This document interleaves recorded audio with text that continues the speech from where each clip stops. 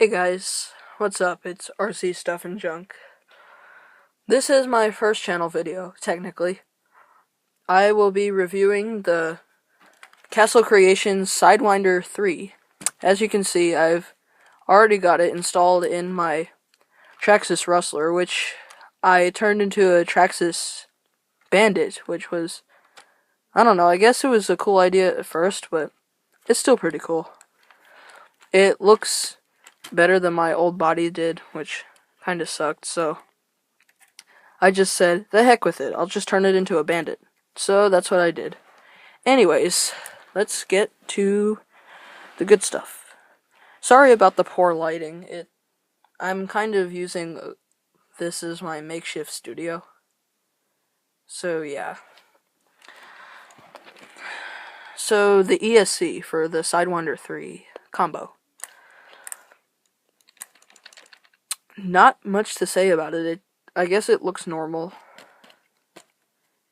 That was kind of dumb, but anyway, about this whole thing that Castle did, with all these cheaper brushless systems that have been coming around, brands like maybe Leopard, that kind of thing. I actually had a Leopard system in this car before this Castle system, and I'll give you a clip of that review later. The reason I haven't posted it on YouTube is because it was too long, and your limit is only 20 minutes. So yeah. Anyways, ESC, pretty generic. Normal bullet style plugs. That switch is huge. I'm not used to a switch that big. And I have not had time to solder a Traxxas connector to it, which is kind of what I'm standardizing on. So I just electrical taped it, cobbled it together. Because I am really anxious to try this thing out, and I can't wait until I get outside and drive it. So there's the speed control. What's really weird about this, it's what I haven't seen on any other speed control before, is that there are no wires for the motor on the ESC. So you have to, the entire length of wire, which is extremely long, is attached to the motor. So you have to take the wire from that and then plug it into the ESC. It is water resistant, waterproof. They call it waterproof, but I scanned the instructions a little bit, and they said that you probably shouldn't submerge it in a liquid for too long. So yeah, this is a programmable ESC with a thing called Castle Link. I don't have that. I don't have the adapter, so you can plug it into your computer. But you can program it with the USB adapter, just like the Mamba Max Pro, stuff like that.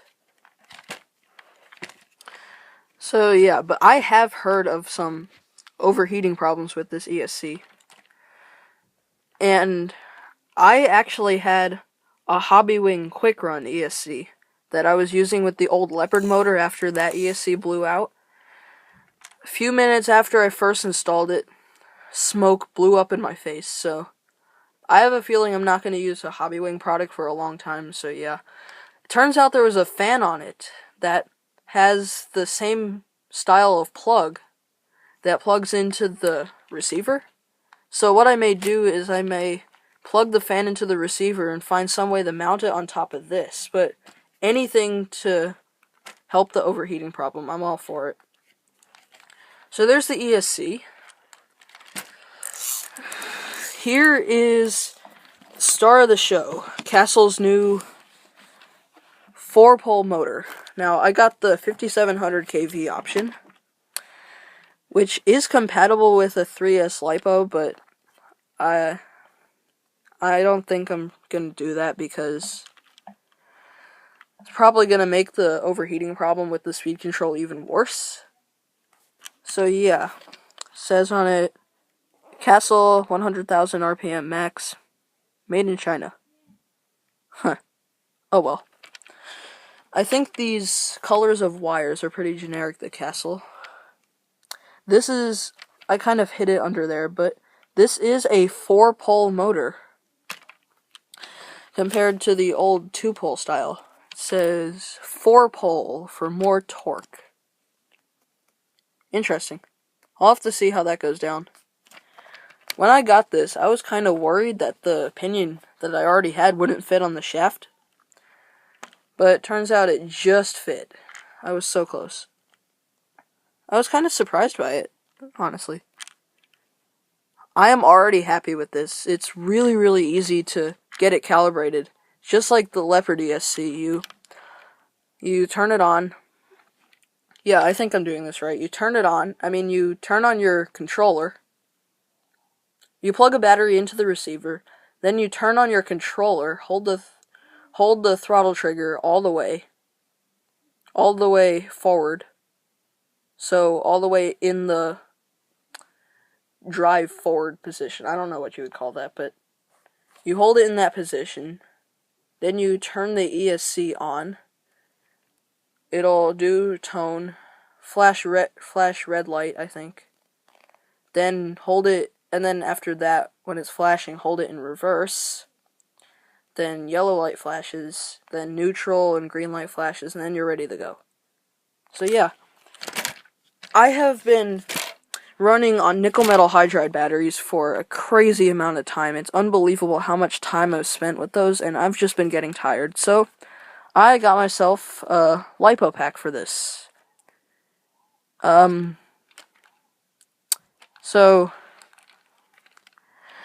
it's a 2S lipo. Then, like I said before, I didn't want to get a 3S. So yeah, like I said before, again, apparently my video limit is 20 minutes, which sucks. So, I'm not going to spend too much time on showing this in here, and I'll spend some more time driving it. So, first I'll show you the clip of the original review of the Leopard system, and then I will get to driving this sucker. Or maybe run it through water. This ESC will just not hold up. The motor is still very, very good. And so, if you wanted to get any part of the system separately, you could probably find the motor by itself, and I definitely recommend the motor. Even though it does get pretty hot to the touch, I don't have a heat gun, but even though it does get pretty hot to the touch, that motor has been holding up and doing really, really well. The ESC, on the other hand, well, let's just say that when I first put this thing down on the street, oh, by the way, I got unlazy and I decided to solder it. For its size, this has amazing power. See that? That was pretty amazing. This is a little bundle of awesomeness in a 540 size motor can. It's just amazing how this performs. For its size, like I said. I also decided, actually I found out how to put a fan on the ESC. I kind of made my own adapter, so there is a fan on it now, so it should be running fairly cool. If I wasn't careful and I hammered it all the way down the street, I was getting 1-2 wheels off the ground, maybe sometimes even 3 wheels everywhere. It's amazing how much power this has. I am too cheap to get a radar gun or a heat gun. But if you ask me, it looked like it was running in the 40-50 mile an hour range. 30, 40, 50, I don't know. I'm running a 76 tooth spur, and I think it's a 26 tooth pinion. It doesn't accelerate very good, and if I had a smaller pinion and a bigger spur, then I would be able to do more wheelie popping. But I went for more speed in this case. So yeah, I'm running a smaller spur and a larger pinion. I'm still popping wheelies, but it's just got a ton of power. Here am I going the other direction. Here I am going the other direction, down my street, which I can see for a lot farther because there's no trees or anything in the way. I am using a FlySky FSGT2 transmitter. By the way, I definitely recommend this transmitter. It's awesome. So much range, and it feels pretty good in my hand. So I went all the way down the street, and I had trouble stopping it. I think I couldn't tell from here, but I think I almost ran it into an old tree stump that was sitting at the cul-de-sac at the end of the street. This is amazing. I can't say it enough. I am dumbfounded by the way this kid flies down the street. It's awesome.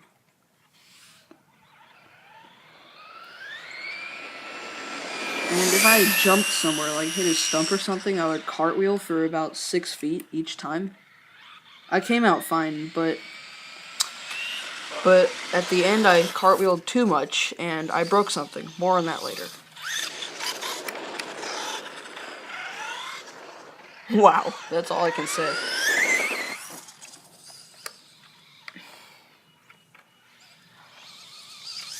Just take a little while to watch the rest of the speed that this thing has.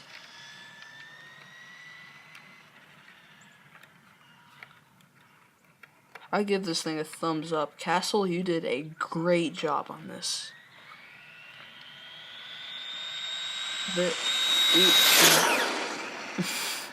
Yeah, you can tell that I'm lost for words.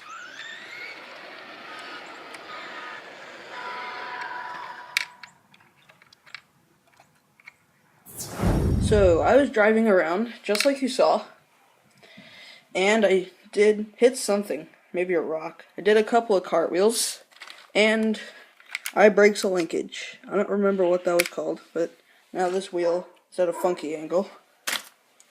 So, summing things up, this system is amazing. I can't even describe how awesome it is to see this thing go flying down the street, popping wheelies that drag the spoiler.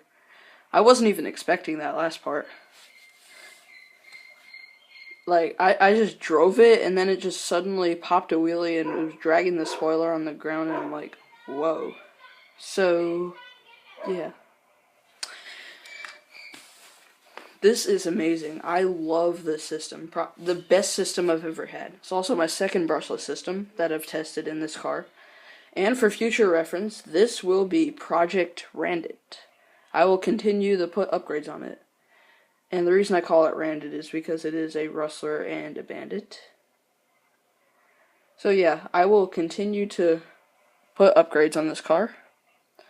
And you will see this car in future videos. So, yeah, I would definitely recommend getting this system. It is awesome. And the price isn't that bad for $110. You can even find it for less than that. So, that is the end of this review of the Castle Sidewinder 3. Hope you enjoyed. Leave a like if you enjoyed the video, and if you didn't, leave a dislike. Either way would be helpful to me to figure out how I should make my videos in the future. So, bye for now. Just as a side note, you should probably get a LiPo if you get this system. I got a Racer's Edge 30C 4000 milliamp hours LiPo, a 2-cell LiPo, 7.4 volt. This even a 2-cell LiPo, which I recommend. 3-cell word on the street is that 3-cell LiPos really overpower this thing, and the ESC just gets hot.